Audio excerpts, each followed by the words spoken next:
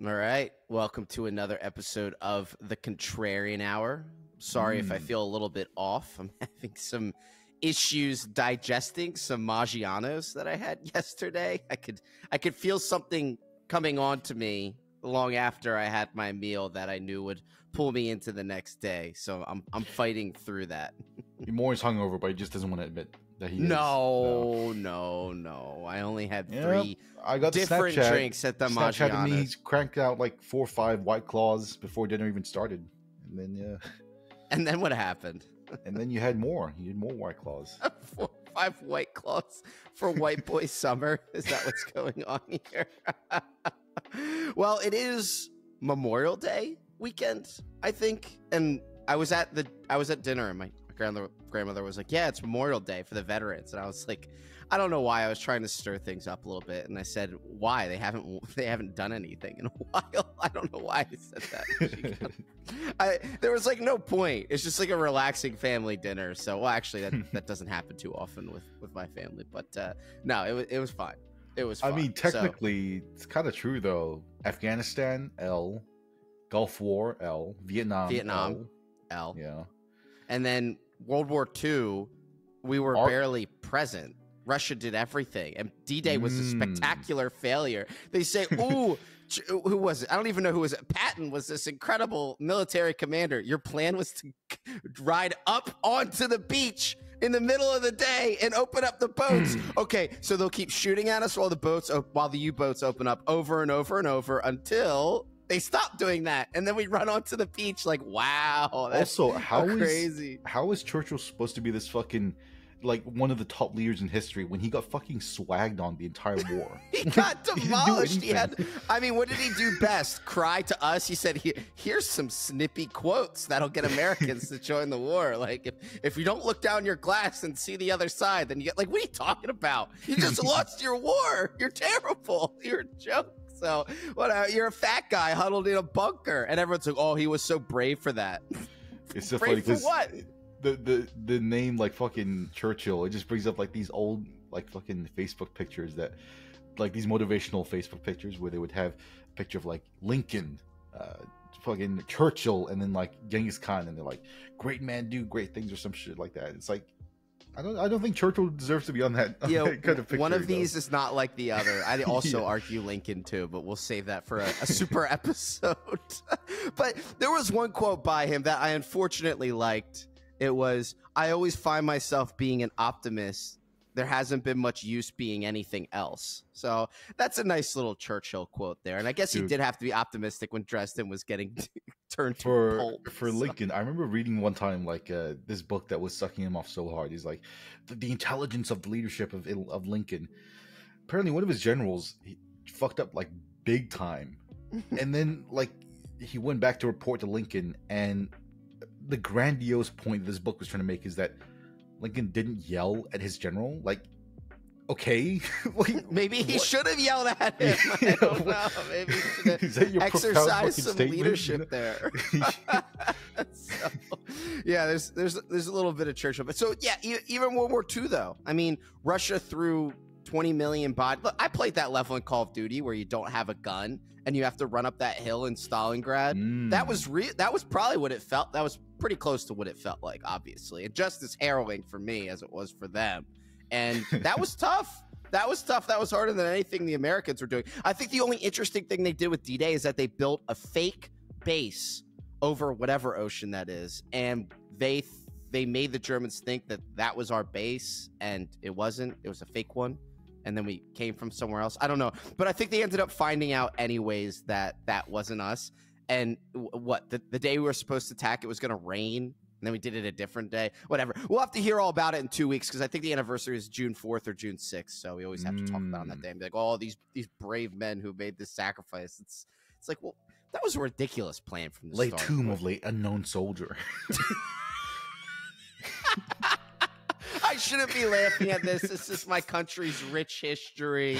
I will say, Revolutionary War was a dub. That was a planetary dub. I mean, the way it sounds though is that England just got bored and was running out of money, and Parliament was growing discontented with the war. So they were like, all right, you know what? Never mind. Go on, little bro. Go on, have your little colonies there. So then they came back in 1812. And probably the biggest dub, if you think about it, was World War One, because the world went into that with England as the world power, and it left the World War One with America being the world power. Like, England spent so much fucking money in the First and Second World War that it just gave America the world stage after that. So that's probably the biggest dub out of the two conflicts, you know? I never thought about it that way. That is a good point, especially since I know next to nothing about World War One. I just know that there were horses at some parts. So we were still at the point where there were horsies, some would say, the military term for them, running around. And yeah, well, that's true. And look what happened to England after then. They couldn't even do anything in World War II. Yep. They just had a fat guy giving quotes. So that really was the end of them as a world superpower. So yeah. All right. Well, that's a delightful tangent. So anyways, great job, military. You know, and we talk about this all the time and we disagree about it, but for those of you who are angry, like, disrespecting veterans, we're taking it easy now, but we're going to be on the battlefield when China invades America, okay? I'm going to see more on the battlefield. We're going to be like the last remaining soldiers on each of our opposing armies. And Tyson and I are joking right now because when there is going to be an intercontinental conflict, they will have to pit brother against brother, podcast host against podcast hosts, and we'll see each other on that battlefield. So we acknowledge that, right? And dude, I'm gonna pop out of the fucking tank, like, and I'll tell my commander, hold on, Sergeant, don't do that. More, is that you? You'll remove your cap, like, Tyson, what is that? You? What the? Like, I'll like put my hand down at my chest, holding my cap, like shaking, and then give, I don't know what's a you give an American salute, and I'll give I don't know what Chinese people do to each other, but I'll give whatever version that is as a show of solidarity. And then you can take me in as a POW. I'm sure you'd look after me. I'd relax. They get out the whole. They give me the John McCain manicure treatment. Oh, things are so bad for me over here. Anyways, can you pass that like mahjong ding dong dessert or whatever you guys have over there? So you get to come back with a fucking Medal of Honor, dude. Holy shit. Yeah, come back with a Medal of Honor and then be a senator and have a fat ass daughter, you know, whatever works. So I don't know if you saw this, but I saw the clip going around recently. I can't believe they don't do this in movies anymore. But did you see that parody the whole movie's a parody in Scary Movie where Anna Faris's character sees a kid from that movie? I think it was The Ring, where it's the little kid. It's pretending they're talking in Japanese, so it shows subtitles in English, but all the characters are saying it's like Mitsubishi, Honda, Toyota. I remember people making that joke on a baseball team when I was younger, when that movie first came out. It's pretty funny. It holds up. Like, those movies kind of hold up. It's ridiculous. They don't make them anymore, you know? So, dude, this is other video that has the exact same joke, but I think it's done in earnest this time. Where it's this fucking group of like black ladies at this, like, I guess Japanese teppanyaki restaurant, and the server, you can tell he's not Japanese. He's like a fucking Southeast Asian person. And then like, oh, can you sing us a Japanese birthday song because it's her birthday? And the guy just like slowly like mouths out the fucking Japanese car brand. It's like Toyota, Mitsubishi. And they're like, oh my god, your birthday. They wouldn't even know the difference too. And also they could probably feel like they're being culturally adjacent when they start saying that, like, oh yeah, because they can half understand it. Like, oh yeah, that's the car thing. It must mean something else for them. I don't know. Oh, y'all ain't heard the Toyota Mitsubishi song? Mm-hmm.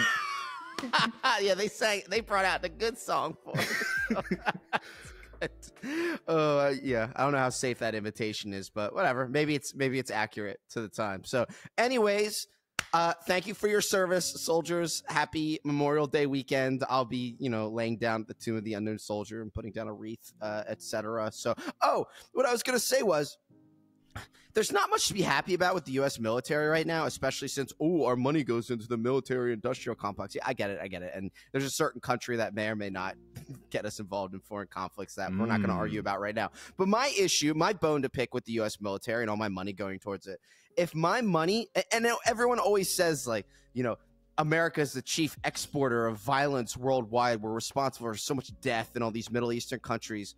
Man, I wish dude. I wish that my military dollars, my tax dollars, went to obliterating these countries. They don't.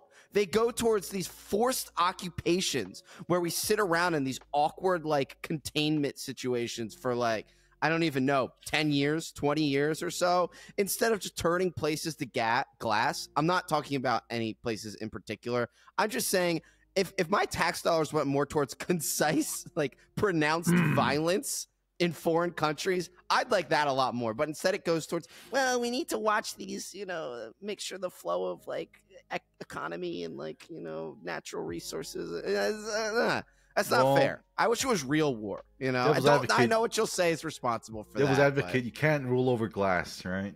You want something to rule over. So yeah, I understand that, but maybe the parts that we don't need, like little villages made of clay, just blow them up. People are gonna die anyways. It's just what's the worst that could happen? But I love the mental image of, like, you guys conducting a fucking strike on, like, Afghanistan, and some hacker just, like, redirects all the missiles to New Delhi. Why did you say that? It's like you're pulling off a heist like Ocean's 11, but the heist is just redirecting the missiles.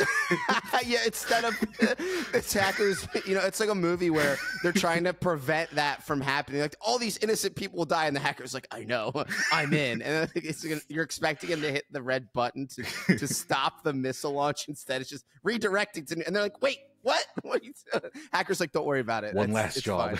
I'm in. You son of a bitch, I'm in. Turns out he's a Pakistani hacker. I love that. It's so funny.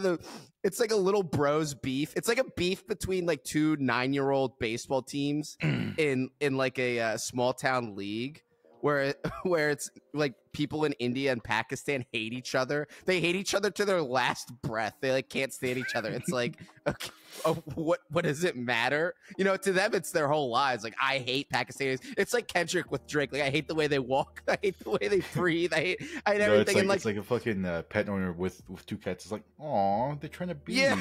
And, like, the parents who are watching the baseball game, and, like, they don't even know that rivalry is going on. So. Who wants a nuclear exchange? You do. Yeah, exactly. So, all right, we weren't here to talk about military escapades or what we hope they are. We're actually here to talk about something even stranger than that, and I think it's long overdue, because you have a person in particular that's been popping in and out of the news that I've always been a fan of, and I confuse him with this other guy that's on the show Empire. Are they the same person? He's exactly the same person, yeah. Oh, that's the same guy? Yeah, it's Terrence Howard, my man.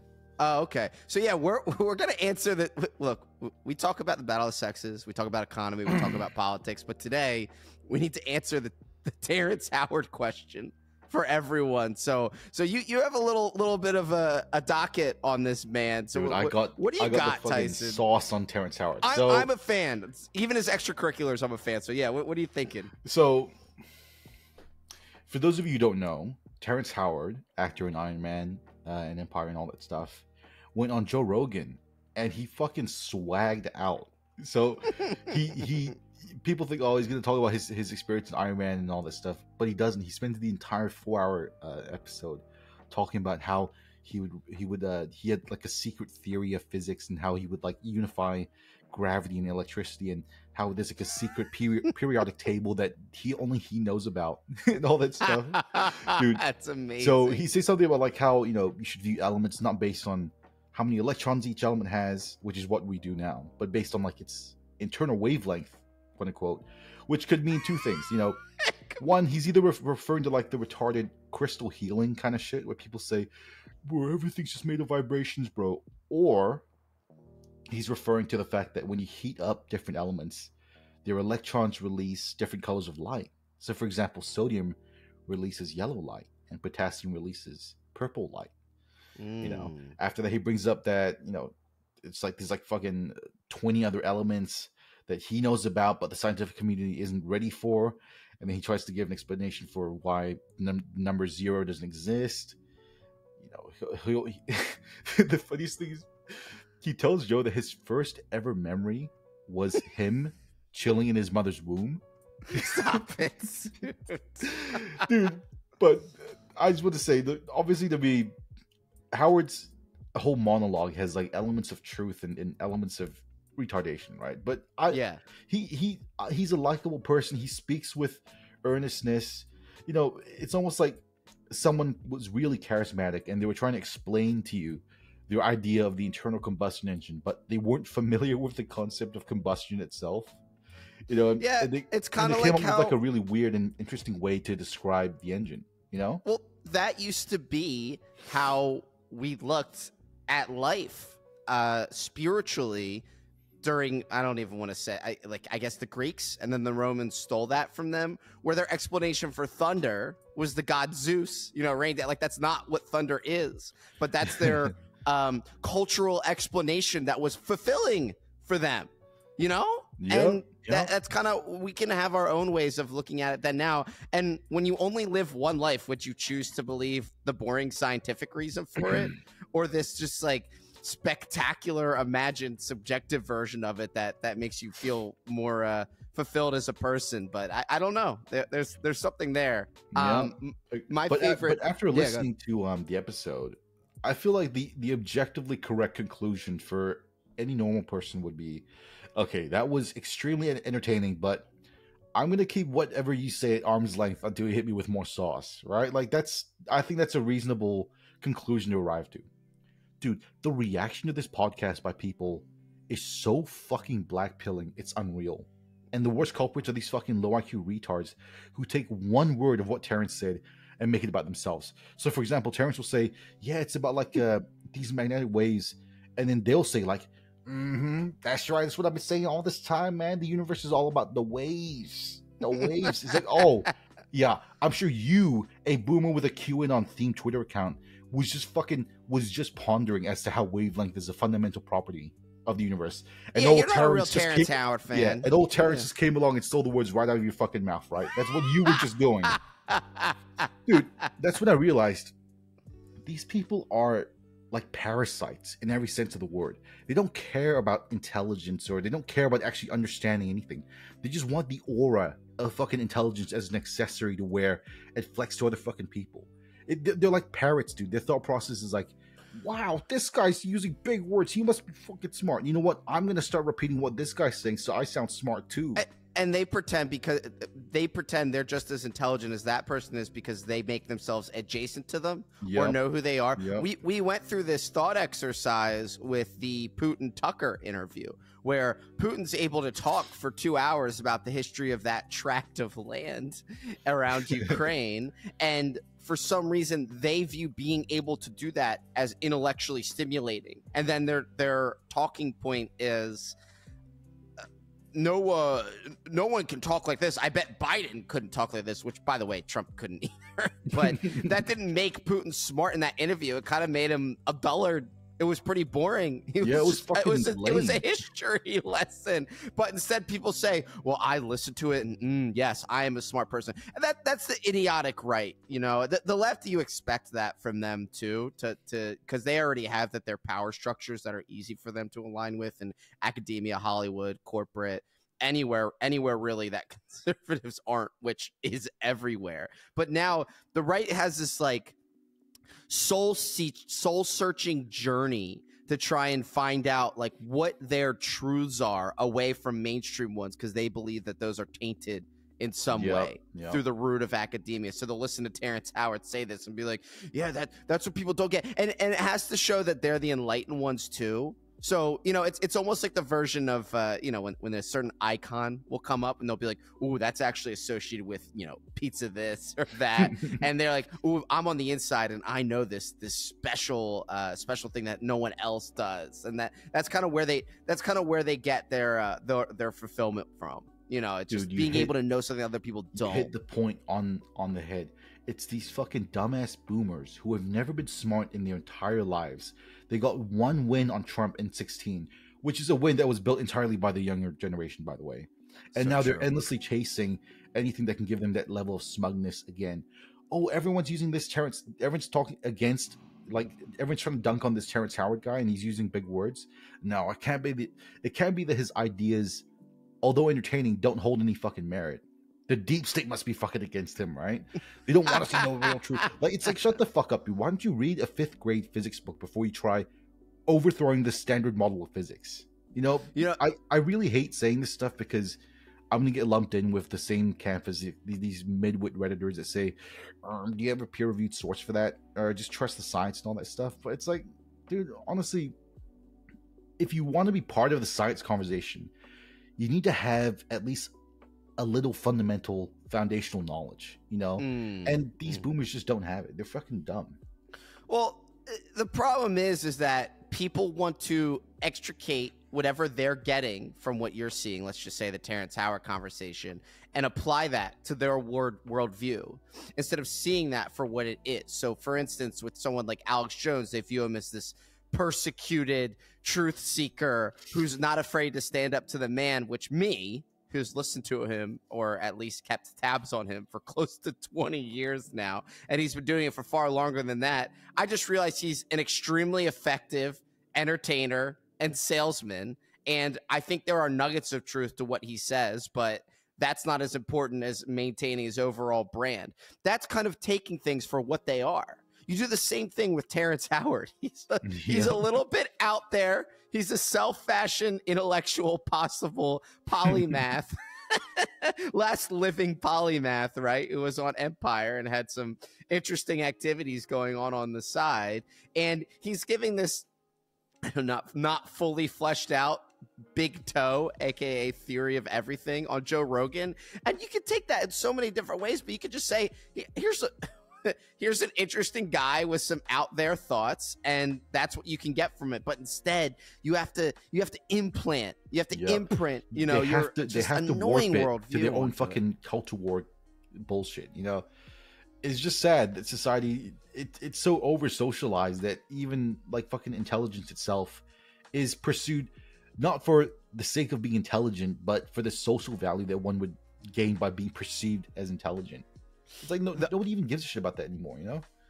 Well, also, it's kind of hard to figure out what the genesis of it is, because you can't help but think things that used to not be politicized are now politicized. So now that that's happened, people are, I don't want to say forced, but more encouraged to bring their worldview into it. For instance, Star Wars used to never be political. Then, of course, when it was taken over by Disney, there's a veiled slant of politicism in there. And people love to say, oh, it's always been political, but not really. George Lucas took like vague inspiration from the Vietnam War and, you know, made a side comment about what Bush was doing. But it wasn't obviously put into the movies to make it political. But that's beside the point. What I'm saying is that once it becomes politicized, even a little bit, then both sides put it up for grabs, and that's it. A certain side wants it to fail. A certain side wants it to succeed. So now you can have a battleground for everything. You can have a battleground over a Terrence Howard interview on Joe Rogan where he's talking about, by the way, not to get scientific because I know next to nothing. I used to be a lot more interested in the subject, but didn't think later. Well, okay, hold on. Doesn't it go that Newton, you know, figure out whatever his theory was. By the way, one of the memes was Newton's face when he finds out when an apple falls, it like hits the ground or something. It's like, wow, that's so amazing. You know, it's just like it took no one thought of that up until Newton, that when an apple falls, gravity pulls it to the ground. But no, and then after that, it was Einstein with his theory of relativity. But then people were trying to say that string theory was the next big thing. And actually at the root of all of scientific theory is string theory. Right. And it's funny when you learn about this stuff and you're not really skeptical of it. I'm sorry. I'm supposed to believe antimatter exists and is constantly pressing outside of the expanses of our known universe to keep it from expanding or contracting. We're supposed to believe first off, antimatter and black holes are like, what are you talking about? We really have to just believe those exist? It doesn't make any sense. I believe they exist. I mean, okay, that's fine. What were you saying about like antimatter pressing on the outside of the universe? I don't know. It's just some stupid thing I watched on History Channel years ago and maybe read in a book that the explanation for our universe is, or our galaxy, I don't even know what to call it anymore. Everything is constantly expanding outward, but there was also a contraction period too. And people are trying to say it does this because there's antimatter that's incalculably large outside of the known space, in general that's pressing it in or allowing it to contract outwards. No, I don't believe that. That's well, like some people tried to make you believe it. No, so. but I believe antimatter exists. I just don't believe that there is like an edge of the universe. I believe it's infinite. You know, I don't know, it like seems like when they hit a dead end, they can just say, "Well, antimatter's doing that." Oh, okay, thanks. Can you show me? The thing is, though, you can see antimatter though. Like they've made it in labs before. It's not that hard. You know. Are you sure about that? Yeah, we can make it. Like you just need like a low level cyclotron, and you can make antimatter. It's not that hard. You know. Yes. Oh, I'm seeing this AI overview. Did you see this on Google? I just searched "is antimatter real?" and there's a new AI tool in Google that's doing the search for you, which, by the way, is terrifying because that means Google's trying to create its own kind of central search system that isn't going to. How are they going to get ad revenue from websites on their main page if their search system is just going to show AI answers for everything that people search? They have to put the ads inside the answer AI answers themselves. You know, they give the answer, then say this answer was brought to you by Pepsi or something. Which would be awesome, by the way. I hope they do something like that. But I saw one last night on Twitter, and we'll get back to the topic at hand, but I just wanted to bring up, I saw one last night. This just reminded me of it. It said, someone searched, "Are there gay Slender Man characters?" And then the AI overview answer is, yes, there is a gay character named I Like Mender Man. who is Slender Man's gay cousin. Was that what you were laughing at? Because you were laughing at that for fucking like 20 minutes yesterday. I'm like, what is that from? And it says in the game New Yoink. I don't know what that means, but my little cousin was terrified of Slender Man when he was younger, and it's funny how it works generationally because I was terrified of Scream when I was younger, and then he's like much younger than me. But I texted him last night. I said, "This is what you were scared of. I like Mender Man." So funny. But sorry. Rewind this. Go ahead. A high level breakdown on the current problem in physics right now. And I'm not trying to say like I know what's going on and shit, but this is what I perceive to be the big issue. So right now you have the standard model of physics, which does physics for like large scale things like gravity, Einstein's thing, Newton's thing. It all works for like large scale, like stellar, like stars or galaxies and all that stuff. For humans, it works. You know, you can predict the motion, the trajectory of stars. You can predict how they're going to act and all that stuff. But then when you go inside the atom itself, when you go subatomic, that's when you have to switch to quantum mechanics. And if you try to apply Einstein's theories in the quantum level, or you try to use the quantum theories outside of the size of an atom, that's when they both fuck up. So right now the biggest problem in physics is trying to merge these two together, because theoretically any physics that works on the large scale should also work in the small scale. Mm-hmm. So the big question is, how do we merge both of these together, you know? And we've yet to find a way to do that. But I think people are trying to say that dimensionally, or the way that subatomic particles need to move in order to create matter, there isn't enough dimensional room for them. So you need strings to move in 16 plus dimensions for that to happen. I'm really extrapolating something that I read a long time ago, but I remember reading something like that and thinking it was interesting. So I think what you mean is the reason for like why gravity is so weak. So for example, if you have a fridge magnet and you have like a pin, you could use the magnet that you can hold in your hand and you can pick up the pin. And think about what that does. If by picking up that pin with the magnet, you're counteracting the entire gravitational force of the planet. So the entire planet just lost to like one fucking fridge magnet. And who would win? Yeah. And it's like, well, why is magnetism and electricity so much stronger than fucking gravity? And the one of the leading theories is that gravity actually bleeds into a fourth spatial dimension that electromagnetism can't access. So it didn't get the DLC. yeah, they didn't pay the premium subscription. Yeah, for dimensional premium subscription.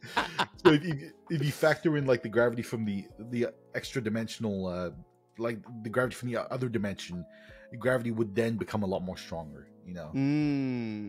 Okay, I'll definitely take your word for it.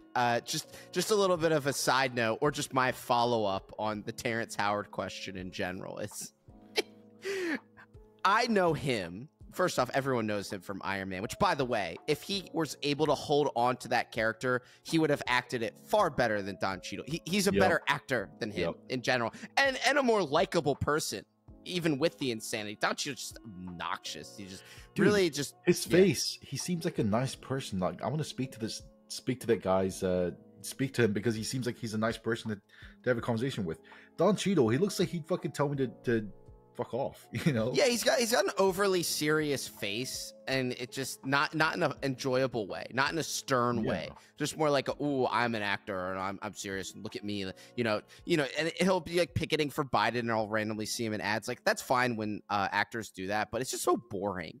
It's just so lame. It's like, oh wow, you're this guy, and oh wow, oh, and you hate Trump. Oh, that's crazy. Good, keep going. Keep going, bro. But like Terrence Howard, they don't make people that look and talk like that anymore. These are people talk about movie stars dying. It's because you castigate people like this. This is a guy who's out of his mind. He looks ridiculous, and he could have been a superstar. I love people like that. I want people like that going crazy and being interesting, instead of putting them in these little boxes where they're like, yes, I am a movie star. I was in the latest Marvel movie. I am going to vote for Biden and, accept this and blah, blah, blah rights. And it's just like, it's so boring. No wonder no one wants to see movies with you people in it. You're boring. Dude, back in the day, Tom Cruise would be jumping on couches saying he loved Katy Perry and scaring the hose, you know? Did you see that fucking interview with The Rock on Joe Rogan?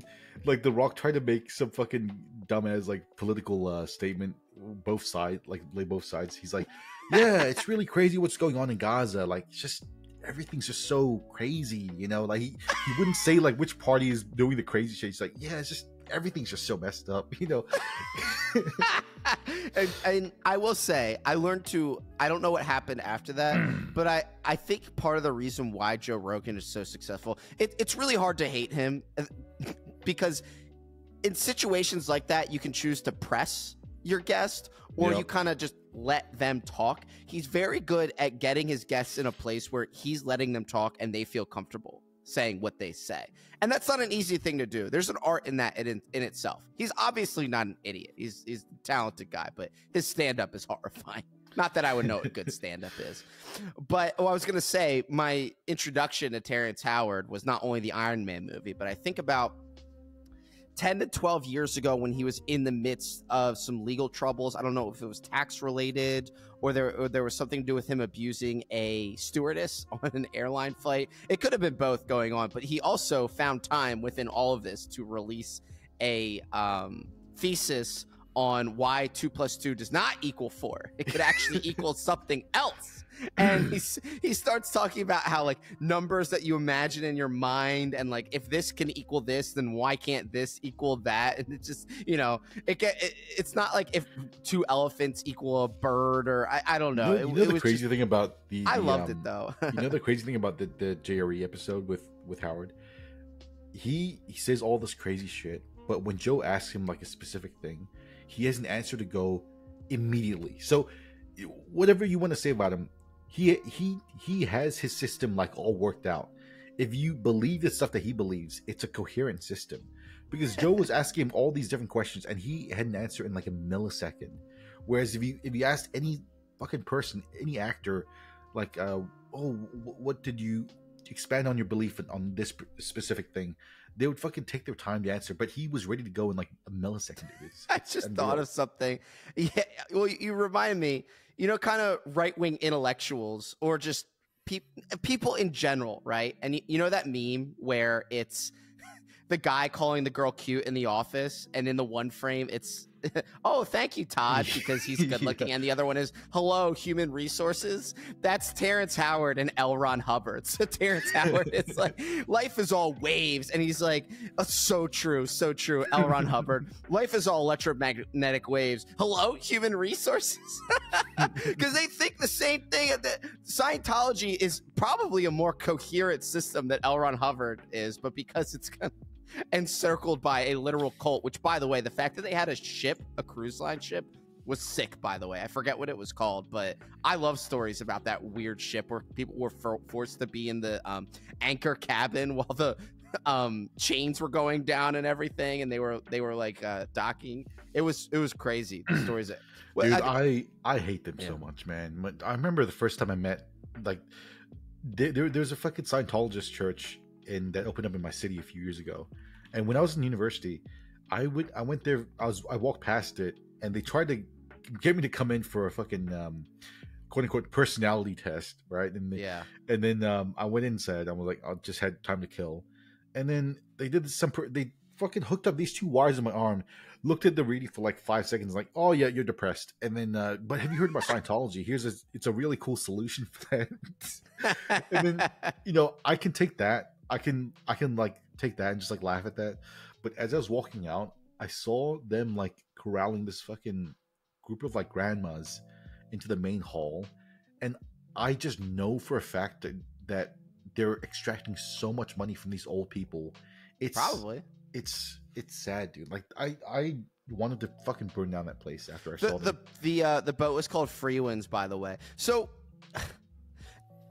the thing that's interesting to me about, and I won't talk too much about this because we'll get to something else, but I feel like Scientology would actually have more mainstream credence if they removed the church aspect of it and focused on solely the quote-unquote science-based ones. So there's a lot of convincing that can be done where your brain is reacting a certain way and it's going through this machine that you're holding on to, and then they give you a pamphlet. He says, this means you're having stress with your classes, your classwork. So here's a pamphlet on how to deal with classwork.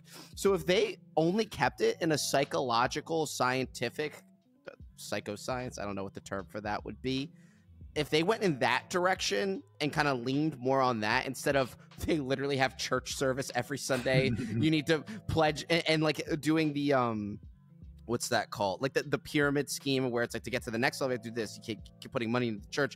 You know, if they focus less on those elements and more on the scientific kind of problem solving ones that people are desperate for now, by the way, that's why, you know, unnecessary therapy exchanges are happening, you know, worldwide every day where people are feeling empty or lonely. Scientology could kind of fill that, but they're too weird. They've created too weird of an insulated church environment to do that. The reason that they don't have any sauce is because they're the fucking equivalent of like a needy guy trying to ask out a girl. If you talk to them, you can tell they're so fucking thirsty for you to join their church that they'll do anything for that. Versus someone who's like Terrence Howard, who just swags out and just fucking says what he wants to. And if you want to believe what he believes, then jump on board. If not, then, you know, you're losing out. So yeah, that's the difference between them. He should. So what you're saying is he should start his own church. I'd visit that anytime before Scientology. For sure. Yeah. Well, there was one. I won't even go into it. If anyone's bored and is listening, look up the Swedenborg Church and Swedenborgians. That's an interesting take on Christianity that I don't see talked about enough. It was from one of the last living polymaths, and he had an idea of what heaven was, and he would put himself into trances to supposedly see this heaven or get inspiration from it. So something to look into there. But I'll let it go. Do you have anything else on Mr. Howard? I got to look up his 2 + 2 = 5. No, dissertation. It's just a really fucking interesting interview. If you guys haven't seen it, go watch it. It's a good time. Yeah. Well, and I'll do a whole segment on this, but I can't stand, and this might lead into my next subject, I can't stand when people say that celebrities aren't down to earth, or I love this guy, he is down to earth. We like them because they're celebrities, and they shouldn't be down to earth. They should look down on you. They should just spin everything. They should be ridiculous. That's what being a celebrity is. That's what entertainment is. And for some reason, they want them to be as boring and loserish as us, the normal person. Dude, I don't want celebrities to be boring and loser. I want them to be like Terrence Howard being ridiculous on Joe Rogan. Do you remember like in when Hunger Games was popping off and then Reddit was losing their fucking minds over Jennifer Lawrence? They're like, yeah, oh my God, she eats pizza and watches like Harry Potter just like me. What the fuck? So, and honestly, in the long run, what good did that do her? It probably do her more good to be ridiculous. But also, I don't know when it happened, but Ariana Grande ended her whole career because she did an impression of her on SNL, and it's spot on. It's honestly, there's some vitriol in it. It's so spot on. She goes, yeah, I'm Jennifer Lawrence. I just love eating pizza and like, haha, I just like that. And it's so good. And I'm like, no, that wasn't parody. Like, you're nasty. Like, you were going in on her, and it's so good. Queen, dude. Yeah, I stand. Because actually, I think Ariana Grande is extremely talented. And this leads in perfectly to the next person I want to talk about. So this is maybe a celebrity episode or something, but I'll keep it a little short. But I know you've thought about this before.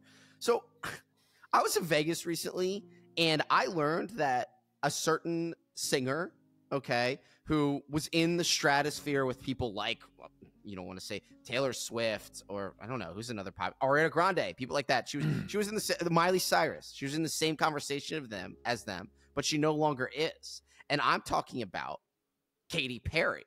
Okay, so Katy Perry, I did not know this. She has a continuous show in Vegas, which is kind of the Rod Stewart Cirque du Soleil route. Yeah, she's a resident in Vegas. Yeah, which that kind of means that your career is on the downturn and you're able to kind of hang out there. And someone was telling me bits of her, I don't want to call it a play, her performance where she goes into a fake bathroom and comes out dressed as a literal piece of shit. Like, what? That's part of it. Yeah, there's some really, and he was laughing as he was telling me this because he's a normal person who doesn't like think twice and realize how strange that is. But he's like, yeah, it was so funny. She came out like dressed as a piece of shit. Oh, I'm like, in my head, I'm like, what? That's so stupid. What are you talking about? That's so dumb. So look, I'm just wondering, right? And I was reading online a little bit. I was interested because it came across on Twitter. It said she must have really pissed off someone in the industry, and they said, okay, never mind, we're done here. I don't know if it had to do with her dispute with those nuns over real estate, or it had to do with her dad was a pastor, and maybe she was starting to come around to that. I remember, didn't she get naked, quote unquote, you know, to get trying people to go to the polls for Biden, you know, just doing some last minute shock jockery to kind of keep her name relevant. And she did the short haircut too, which is a kiss of death. Like, dude, never do that if you're famous. What I think happened. Yeah, what happened? So do you remember her album that she released when she was doing the whole short haircut thing? If you name a song from it. So it was the album after the Roar Like a Lion one. That was a good album, the Lion one. But then the album after that, she released that one. That's when she did like the short hair. She did all these fucking cringy songs, these extremely cringe music videos. I think the backlash for that, she got clowned on so fucking hard that she's like, you know what? I'm gonna pack it up. I'm gonna get free money at Vegas, and that's it. You know? Yeah, she must have gotten eviscerated. And I know she was trying to, because I'm saying this as like a diehard Katy fan at the time. Even I listened to the album, like, what the fuck is this? Like, it's unlistenable, you know? Yeah, because I know the only song she's done in the last 5 or 6 years that's resonated with me is Harley's in Hawaii, but that's a banger song, actually. That's the only song I like. Yeah, that's the only thing she's done well in such a long time. But she had this movie, this album, Witness. I don't even know what any of this is. No. I don't see any of this on here. That's great. And I think, I don't want to use the word punk, right? I don't think that she was getting any influence from that. I think it was more alternative, but it felt like she was able to have a distinct sound that wasn't exactly pop, and it was a little more real, and she tapped into that with, I mean, Hot and Cold, right? And then followed up with Teenage Dream, which no one can have follow-ups like that, because that was insanely good. And I actually hated, she was tapped in, dude. Yeah, she was locked in, and she must be getting the right advice from the right people. And then something must have changed somewhere in there, because maybe it's because she started doing the whole The Voice, or what was it? She on American Idol or The Voice? That's kind of the kiss of death for your career too. You don't want to be going on shows like that because it makes you more. It doesn't make you taken as seriously as an artist. Actually, hold on. She did a fucking Super Bowl halftime show, so maybe there's a fucking curse for that. There's a huge correlation for that. That's why Taylor Swift has, I mean, she's making some bad mistakes lately and not realizing how much she's oversaturating the market, but she's at least smart enough to know, don't do halftime shows until you're kind of, I mean, think about Bruno Mars. He kind of ducked out. I haven't heard a word from him since he did that halftime show, and that was one of the best halftime shows I'd ever seen in my life. So, you know why? Because he's also in Vegas with a residency. Oh no! All right, I like that. We're finding a connection here. But look at these. Like, I Kissed a Girl, Hot and Cold. That's wild. That's a great start. Those are Hot and Cold is one of the greatest pop songs ever made. Really. So hold on, I'm trying to find the one that followed up after that was Teenage Dream. I think Teenage Dream was the one that put her in the stratosphere, though. After that, I mean, that album. No, it was California Girls, for us. That's on the same album. Yeah. So yeah. So oh, you mean song wise? Yeah. Yeah. So that had. Oh, okay. So look at this. Teenage Dream, Last Friday Night, California Girls. So there's 3 giga generational bangers. First 3 tracks. Firework, which I hate, and then also what after that? The album after that is Roar. That album, that song is horrifying. That's one of the worst songs I've ever heard in my life. Dude. I know. I have no idea why you like that song. Dude, it's so bad. I remember just like being in high school, just like walking to fucking class and just listening to that max volume, dude. It was fucking sick. Getting ready for your marketing 101 chemistry course. Class. That's what Terrence Howard listened on the way to chemistry class, because he's like, I got something even better in mind than what they're talking about. The periodic table speaks to me in ways that you'll never understand. So I assumed she really pissed someone off in the industry, because someone who wrote or at least performed giga bangers like that, they usually don't go away as quickly as she did. But now she's dressing herself up in shit in Vegas after what, 5 or 6 years? It hasn't been that long since a lot of those albums, but that's that. Pack it up. I heard she's making bank though with Vegas. Like, apparently she's getting like $1 million a show. So you know what? If I was her, do I want to be in the spotlight versus just be chill in Vegas and get $1 million a show? Fuck yeah, I'd choose Vegas. But at the same time, as an artist, and people don't get this. I'm not saying you don't get it, but people always say with athletes, well, he already won a Super Bowl and he's already rich. That's not what it means to be an athlete. It means you're sick in the head. You want to win all the time. It's not about being rich or only winning once and being done. It's the same thing with performers like that. You want to push yourself to the next level as a performer and find a gear that you'd never had before, a creative gear. You know, a performance-related one. When you're doing these shows in Vegas, you're saying, like, you know what? Never mind. I'm tapped out, you know. And I guess it's about the money at that point, but not for someone like her. She's got all the money she could ever dream of, you know? So I think it's just the only choice she has. I think people are kind of saying, just, you know what? Don't get your hair cut like that, man. I'm going to call it. History's going to look at Katy Perry more favorably than Taylor Swift at this point. Woo. Because I feel like Taylor Swift doesn't know when to quit, and she's going to get past the point of no return where people are just going to be absolutely done with her. Versus people can still look back at Katy Perry like, dude, she had like what you're doing now, like just complimenting her fucking legendary discography. I feel like if Taylor keeps going the way that she's going, she's going to tarnish her fucking reputation, dude. Listen, if there were a Taylor Swift stock and you could short it, which there probably is, I know they're trying to create marketplaces for that for people. But yeah. If there were one, I would be taking a look at shorting it right now. Dude, it would leverage. It would be fucking all-time high, and I would be shorting the fuck out of it right now, dude. Yeah, absolutely. What she's been, and I don't want to get too much into it, but releasing multiple versions, almost 20 different versions of her latest CD, which has 26 songs on it already. That's just a level of greed we don't need right now. And she should be above that as a songwriter and a person. 1989 Taylor's version deluxe for real this time. Yeah, vinyl. I have a bunch of 13-year-old girls begging their parents for vinyl for one extra 2-minute song. Mom, there's like a fucking 48-second unreleased track in this one. It's like me begging my mom for Pokemon cards back in the day. So, also, that is annoying. Just one more thing on the Terrence Howard part and kind of all of this in general. I saw a tweet exchange today about where George Lucas got up and he's finally we'll talk about this in depth in another episode because I'm going to do my homework on it. But George Lucas started talking against Disney at a film festival. Yeah, because if you remember, we did another episode where he was completely in the tank for them.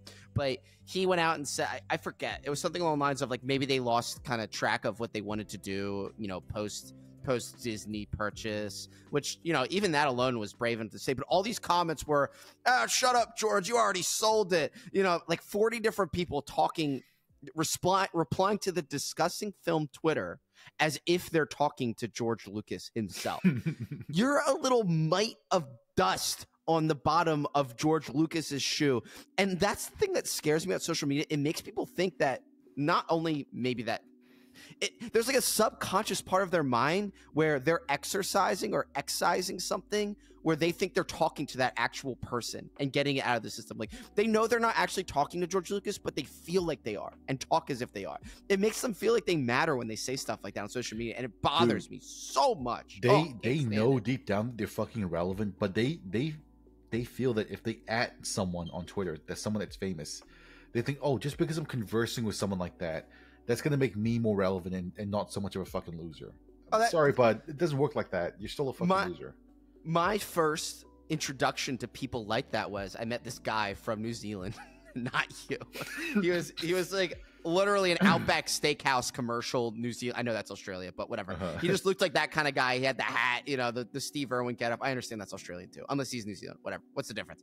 I saw that some guy died trying to canoe from New Zealand to Australia recently, or vice versa, which is pretty funny. But everyday Australian New Zealander. But he said something to me. He said, "I love to comment." I can't do the accents. Like, yeah, I love commenting on Trump's Twitter. I always say something like, "Then what about this?" And he started like saying all this, and I was just like, in my head, I was like, I don't think my face could hide my I don't think my face could hide my disgust at it. But in my head, I'm like, oh, wow, that's crazy. That? Yeah, that's and I so think it's because pathetic, dude. What the he said that to me, openly, and I'm like, people are probably like this because out of the millions of people that have responded to Trump, he has responded back to some of them. So maybe people think they are that person or will be that person, or they want other people to see it. I have no idea, but it really, really bothers me when I see people responding on Twitter as if they're on a same. They believe that they're on a level similar enough to George Lucas where what they're saying can even be acknowledged by him or other people or anyone at all, or that they matter. They don't. And I'm not saying nobody matters, but in this instance, the exact equivalency, right? Is like, well, say what you want about Trump and his failures, but that's why I got so angry at the Krasensteins. It's like, I'm sorry, but literally, who the fuck are you to talk to the president that way? They made a but they made a business out of it. So I'll give them that. They did make a business out of it. Also Eugene apparently Jew and John Tiedrick. Apparently the Krasensteins, they made like a fucking like a book, and they did a Kickstarter for a book, and all their fucking like leftist supporters just bought in for the book, and they just scammed them. So that's a base one in my book. Well, you can.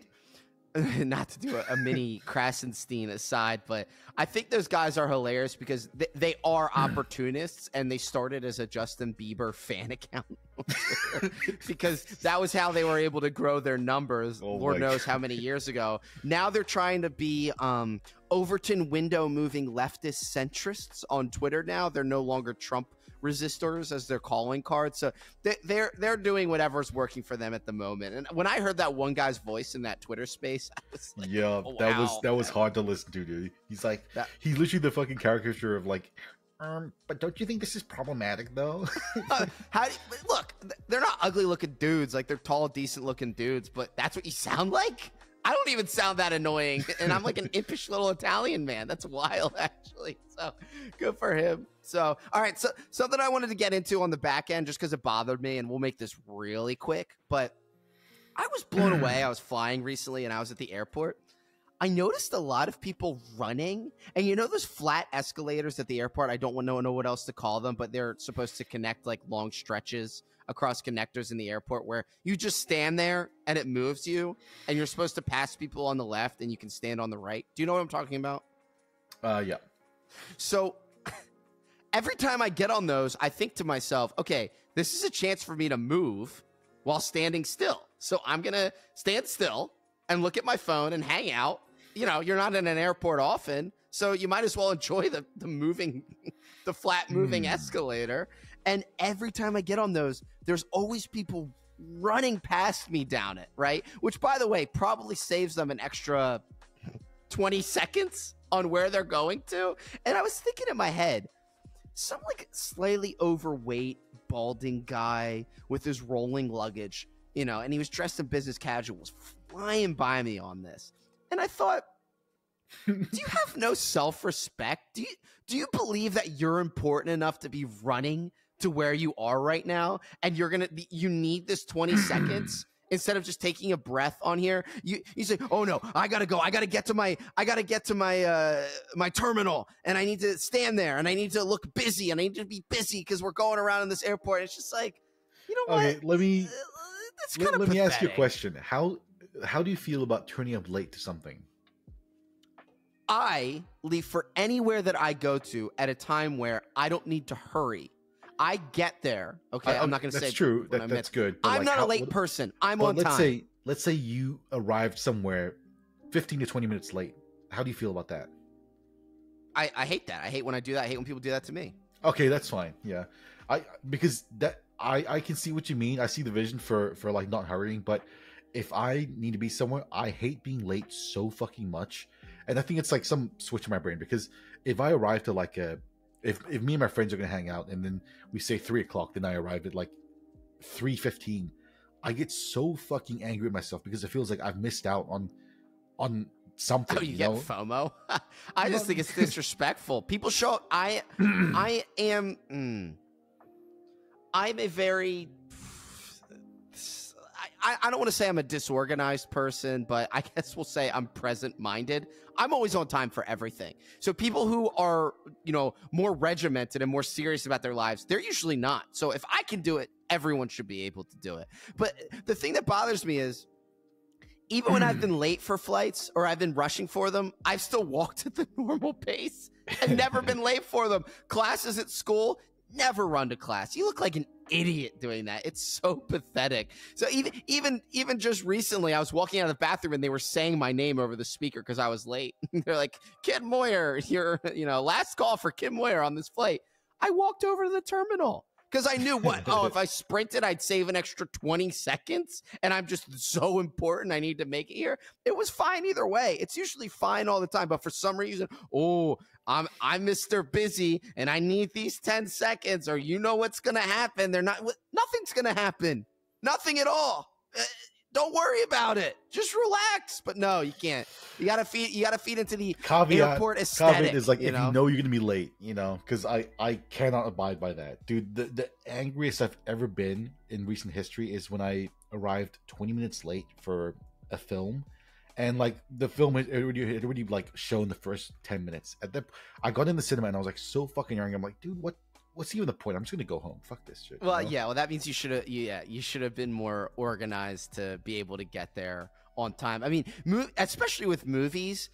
What is it? A movie starts at 3 p.m., right? Or it says that on the ticket. That means it starts at what?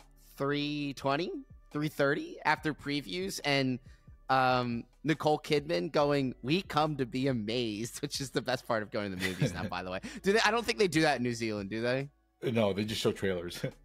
Well, they do that here, but there's also a small AMC clip where Nicole Kidman, I think that's who it is, walks through a parking lot and goes, "We come to be amazed," and she sits down in the movie, and it's the best 45 seconds of cinema ever, really. So, I'll say is it like a PSA for like turning your phones off? Because it kind of is, yeah. I think there is something like that in there. Yeah. If you remember the Marvel director Taika Waititi, he fucking has that thing where he comes on the film screen and he's like, movies are art and people want to like enjoy the arts. Just turn off your phones, mate. That kind of shit. It's such a shame.